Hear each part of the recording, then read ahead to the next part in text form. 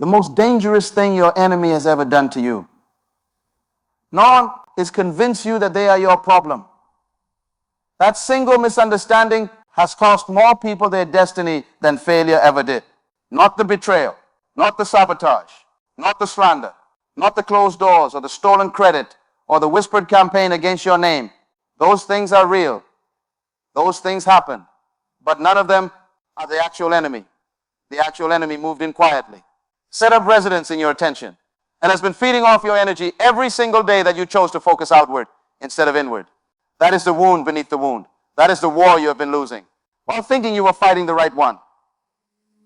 Most people spend the majority of their productive years responding to opposition instead of executing on purpose. They wake up thinking about who wronged them. They build strategies around what someone else said.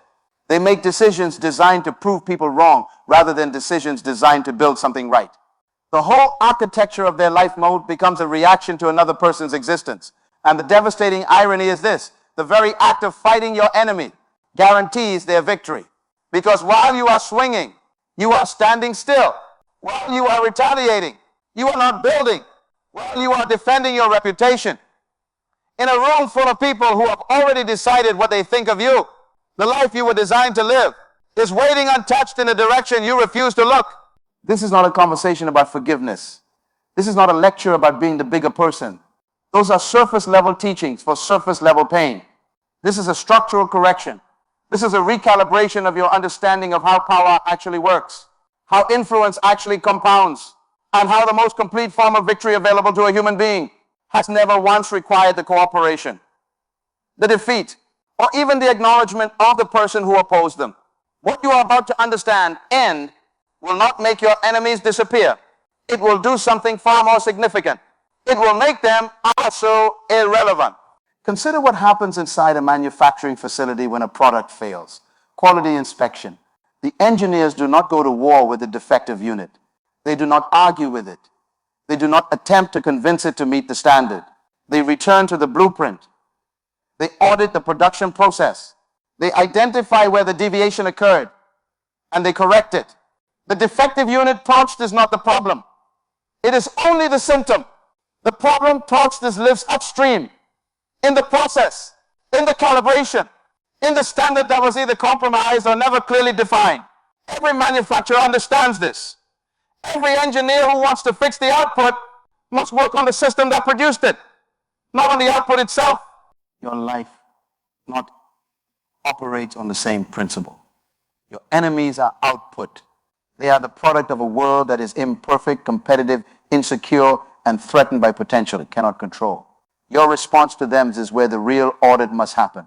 Because every time you drop your standard in order to engage Mars, you are not fixing the output. You are corrupting the system. You are introducing defects into the very process that is supposed to produce your greatest results. And you do this non-est every time you choose reaction over execution. Now here is the first principle you must anchor into the foundation of how you see competition and opposition. Elevation is not earned through destruction. It is earned through distinction. There is a fundamental misunderstanding that runs through the thinking of people who are talented but frustrated. And it is this: they believe that the path to being recognized, to being chosen, to being advanced, runs through defeating the people who stand in their way. They are wrong. Not morally wrong. Structurally wrong. The path to elevation runs through the relentless, disciplined, uninterrupted development of what you carry. Think of how light operates. Light does not need darkness to prove its existence.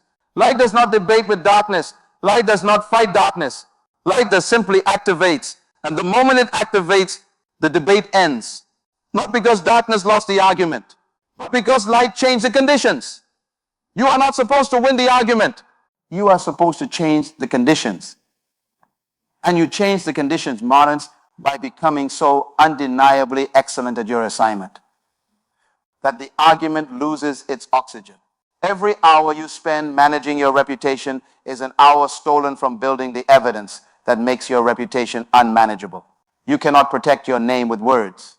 You can only protect your name with work, not ordinary work, not defensive work done in response to what someone said, but the kind of work that is so focused, not so compounding, so consistent, that 5 years from now, it constitutes a body of evidence that no single person and no coordinated group can reasonably challenge. That is the protection. That is the response, not the tweet, not the confrontation, not the speech in the meeting where you defend yourself to people who are never truly on your side. The work nonsense, the response. The results are the silence that ends the noise. There is a tree that grows in environments of extreme pressure. When the soil is poor, when the water is scarce, when the wind works against it constantly, this tree does not redirect its energy toward the wind. It does not attempt to stop the wind. It sends its roots deeper. The deeper the roots go, the more stable the tree becomes above the surface. And here is the part that most people miss. The wind that was meant to uproot it eventually becomes the mechanism that makes it unuprootable. Because every time the wind challenged it, the tree responded by going deeper, not outward prematurely, deeper. Your opposition is the wind. And your only intelligent response to it is depth. Depth of skill, depth of character, depth of understanding, depth of patience. Not because patience is passive, but because the kind of strength that wine cannot move. Not takes time to build. And building it up, the only fight that matters. The second principle is this. Your enemy's power over you expires the moment you stop funding it with your attention. Attention is not a neutral resource. It is the most concentrated form of energy a human being possesses. Where your attention flows, your capacity follows. Where your capacity flows, your results compound. This is not a metaphor. This is a measurable reality that plays out inside every high-performance environment in the world. The athlete who obsesses over the competitor in the lane beside them loses fractions of a second that compound into defeat. The entrepreneur who tracks every move of their rival misses the pivot that their own market is signaling. The professional who invests their mental energy in the politics of an office produces half the output of the person who simply keeps their head down and delivers. Attention is an economic resource, and you have been spending it at a catastrophic loss. Here is what makes this principle difficult to apply. The enemy is often not asking for your attention directly. They are triggering it through slander, through exclusion, through the strategic undermining of your credibility in rooms where you are not present. And your nervous system, which was designed to register threat and respond, interprets this as a signal to engage. That signal is not your enemy lying. That signal is your enemy succeeding, because the engagement is the trap. The moment you engage on their terms, in their arena, by their rules, you have already conceded the most important battle. You have confirmed that they have the power to redirect your life. Withdraw that confirmation, not dramatically, not publicly, quietly, internally. Redirect the attention. Watch what happens over time to the influence they thought they had over you. It starts. Power that cannot be fed.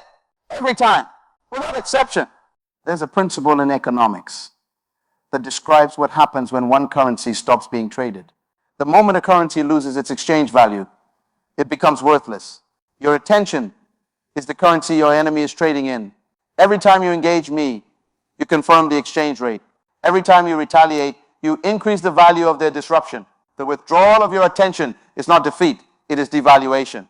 You are not surrendering the battlefield. You are removing yourself from a market that was never designed to make you wealthy. The third principle runs deeper and is harder to receive. The person you call your enemy is often the most honest mirror you have ever been given. This does not excuse what they did. This does not make what they said acceptable. But if you are willing to sit in the discomfort of this truth for a moment, you will find something valuable inside it.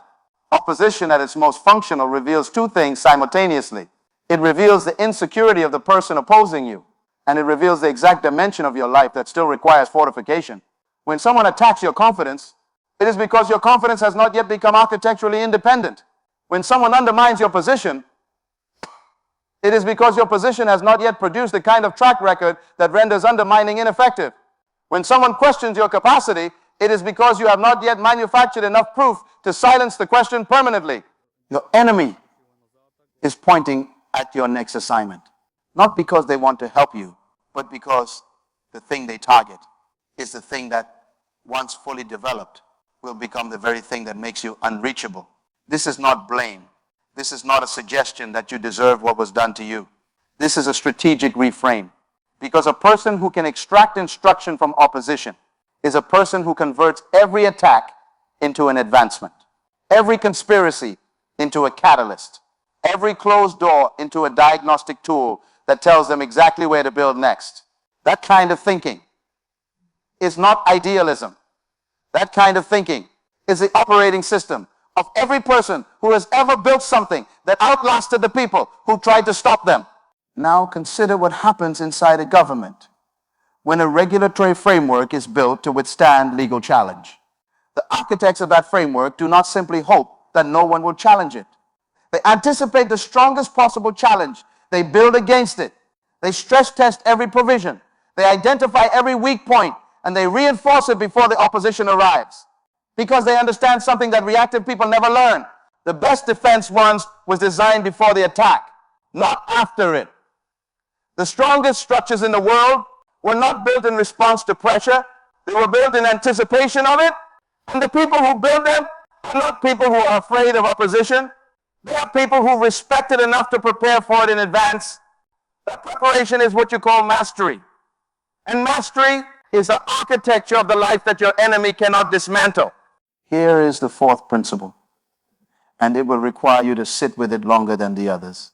The enemy that most people spend their lives fighting is almost never the greatest threat to their destiny.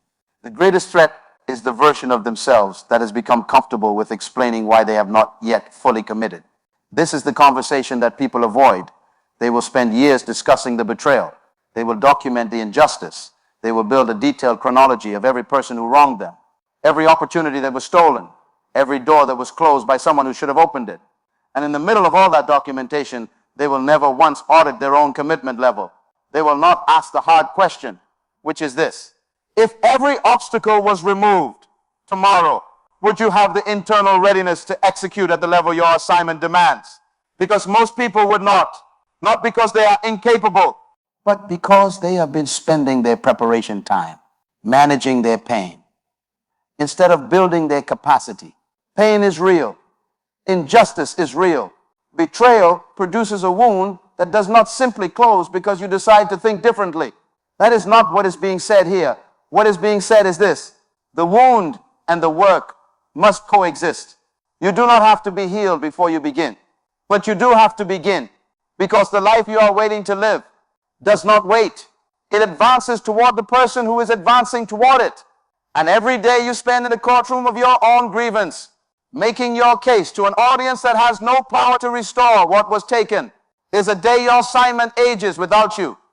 You are falling behind, not because of your enemy, but because of the time you are giving your enemy, not because of the time you are giving that belongs to your future. This is where the understanding must shift from principle to execution, because understanding without execution is the most sophisticated form of self-deception available to an intelligent person. You can understand every word that has been said here. You can agree with all of it. You can feel the truth of it resonating in the places where your life has been stuck, and then wake up tomorrow and do nothing differently. And that gaps between understanding and execution is exactly where potential goes to die. Not through failure, not through opposition, through inaction, dressed as contemplation. So here's what the transition from thinking to doing actually requires. It requires the construction of a new primary objective, not the defeat of the person who wronged you, not the dismantling of the system that excluded you, not the exposure of the people who conspired against you. A new primary objective, singular, specific, measurable, over time. What is the one thing, if you executed it with complete consistency over the next 18 months, that would produce results so undeniable that the narrative your enemy built about you would collapse under the weight of the evidence? That is your objective. Not getting even, getting there. Wherever there is for you, that is where your energy belongs. That is where your mornings must go. That is what your calendar must protect. That is the thing you must be willing to choose over the short-term emotional satisfaction of engagement. The fifth principle must be stated plainly because it carries the most immediate application. Silence is not weakness. Silence is a strategy. There is a form of silence that is born from defeat. That is the silence of someone who has nothing left to say. And then there is a form of silence that is born from discipline. That is the silence of someone who understands that the response their enemy is fishing for is the only resource that enemy cannot generate without them. When you refuse to respond, you are not conceding the point. You are denying the fuel. The noise that people make about you requires your reaction to sustain itself. A fire that is not fed extinguishes, not immediately, not cleanly, but inevitably. And your job is not to put the fire out. Your job is to stop feeding it and to walk far enough in the other direction that by the time it extinguishes itself, you are no longer close enough to be affected by the smoke. There was once a craftsman whose work was the finest in the region. When a competitor arrived and began spreading false accounts about the quality of his output, his instinct was to respond, to defend, to challenge. Those who knew him well expected a confrontation. What he did instead was this. He doubled his hours. He refined his technique. He accepted 2 of the most difficult commissions he had ever been offered. Projects that would either prove his mastery or expose its limits. For months, he said nothing publicly about the competitor. For months, the competitor continued to speak. And then the commissions were completed. And they were the finest work of his generation. And the people who had been undecided decided. Not because the craftsman had argued his case, but because the work minds made argument unnecessary. The competitor did not disappear, but what the competitor said stopped mattering, not because it was disproven in debate, but because the evidence made the debate. No, structurally absurd. That story is not about a craftsman. That story is about what happens when a person stops performing for the audience of their enemy and starts performing for the verdict of their results. The verdict of your results is the only court that has the jurisdiction to settle this permanently. And that court is not interested in what was said about you.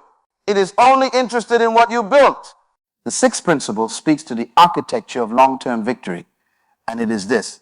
The person who outbuilds longevity in your field, bond, is more devastating to opposition than any single achievement. Because opposition banks on you stopping.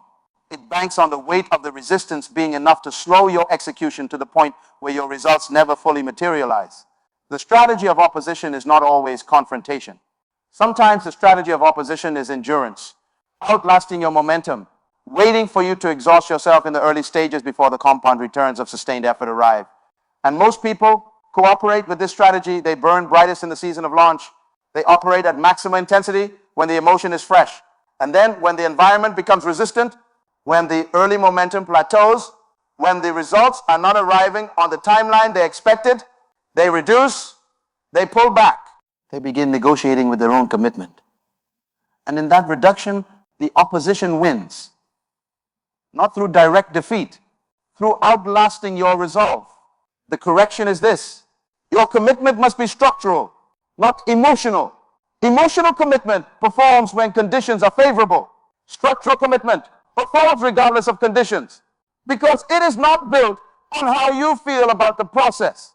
It is built on your understanding of what the process produces.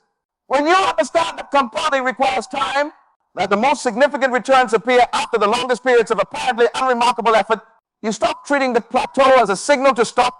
You treat it as a signal that you are approaching the threshold. The breakthrough does not announce itself in advance. It arrives on the other side of the decision to continue. One more time, in one more session, on one more day that did not feel like it was producing anything visible. And here's the truth about your enemy that most people never arrive at. The person who opposed you, in most cases, stopped thinking about you long before you stopped thinking about them. The person who built their small empire of opposition around you has moved on to their next grievance, their next target, their next performance of power over someone they perceived as a threat. While you must have been their most loyal audience, long after they stopped performing, you have been replaying the performance in your own mind, keeping it alive, funding its rent in the most valuable real estate in your universe, the space between your ears. Evict them. Not through confrontation, not through a dramatic declaration of liberation, through the quiet daily structural decision to occupy that space with something that builds. Replace the mental rehearsal of what they did with the mental rehearsal of what you are building. Not once, every time, every single time, the old story tries to reclaim the space. Return to the blueprint. Return to the objective. Return to the next action in the sequence that produces the result that makes the story irrelevant. That replacement, done with consistency, is not just psychological hygiene. It is the most precise act of strategic warfare available to a human being. Because you are not just clearing mental space, you are redirecting the entirety of your productive capacity. Moving away from a dead-end transaction and toward the compounding asset that your opposition was designed to prevent you from building. There is a seventh principle, and it is the one that closes the architecture completely. Complete victory does not look like what you think it looks like. Most people have a vision of what winning looks like. That involves their enemy watching them succeed. Involves some public moment of recognition where the person who doubted them witnesses the proof of their error. That vision is a dependency. And any victory that requires the witness of your adversary is a victory that is still being held hostage by them. True completion is the moment you become so absorbed in your own assignment, so consumed by the work of your own becoming, that you genuinely stop caring whether they see it. Not because you have given up, because you have arrived somewhere that their opinion simply does not reach. That place, honor, is not achieved through forgetting. It is achieved through filling. When your life is so full of purpose, so occupied by the active execution of what you were built to produce, there is no vacancy for the energy of someone who was never meant to define you. Think of a business that achieves genuine market dominance. At the point of true dominance, the leadership of that business is not tracking the competitor. They are not designing products in response to what the competitor launched. They are running so far ahead in their own lane, focused so completely on their own customer, on their own innovation, on their own standard, that the competitor becomes a footnote in an industry that has been reshaped by the dominant player's vision. That is not arrogance. That is the natural result of total commitment to your own assignment. The market most reorganizes around excellence, not around the conflict between excellence and its opposition. Your life never reorganizes around the same principle. When you commit never fully to the construction of what you carry, when you stop performing for the audience of people who are not for you and start executing for the integrity of your own potential, the social architecture of your environment begins to shift. Not because you manipulated it, not because you campaigned against those who were against you, but because genuine excellence is a gravitational force. It pulls toward it the people, the resources, the opportunities, and the recognition that mediocrity and conflict repel. You do not have to chase your vindication. Build the thing. The thing's all sense for it. Now, here's what the next 90 days must look like if this is to move beyond understanding into actual structural change. Identify the one primary objective that your life requires you to pursue. Not a list of objectives. One. The one that, if executed with discipline, compounds into the proof that settles every outstanding question about your capacity and your calling. Write it in a single sentence. Carry that sentence with you everywhere. Not as motivation, as instruction. Every morning, when you begin your day, so ask one question. What is the most important action I can take today in service of this objective? Not the most urgent, not the most visible, the most important. Then do that action first, before the noise arrives, before the triggers activate, before the world begins making its case for why your attention should go elsewhere. Do the most important thing first, every day, for 90 days. At the end of each week, conduct a 10-minute audit, not of your feelings about the process, not of how fair or unfair the week was, an audit of execution. Did you do the most important thing first on most days this week? If yes, what made that possible? And how do you protect that condition? If no, what took the space that belonged to your primary objective? And how do you close that gap next week? This audit is not for judgment. It is for calibration. The person who calibrates consistently builds faster than the person who is more talented but less precise. And at the end of 90 days, look at what you have built. Not in comparison to where someone else is.